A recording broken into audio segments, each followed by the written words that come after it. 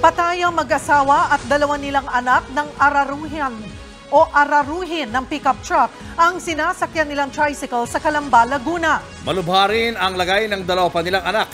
Nadamay rin ang mga sakay ng isa pang tricycle. Nasa frontline ng balitang yan si Gary De Leon. Sa viral video na ito nakuha ni Lance Jimeno.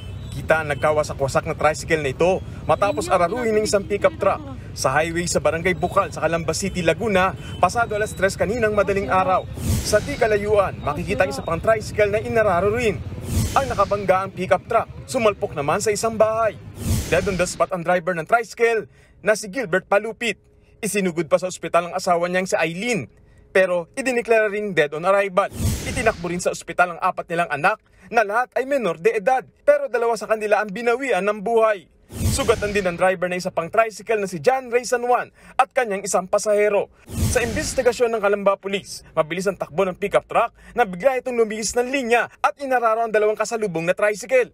Unfortunately, itong driver ng Ford Ranger, medyo mabilis ang takbo. Pina-verify pa po namin kung ito ba ay nakainom. Nakakonfine ngayon sa ospital ang driver ng pickup truck na si Eliza May Pactrin Arbitria. Maharap siya sa kasong multiple homicide at multiple injuries with damage to properties. Nagbabalita mula sa frontline, Gary De Leon, News 5. Mga kapatid, Cheryl Cosim po. Iba na ang may alam at may pakialam sa panahon ngayon.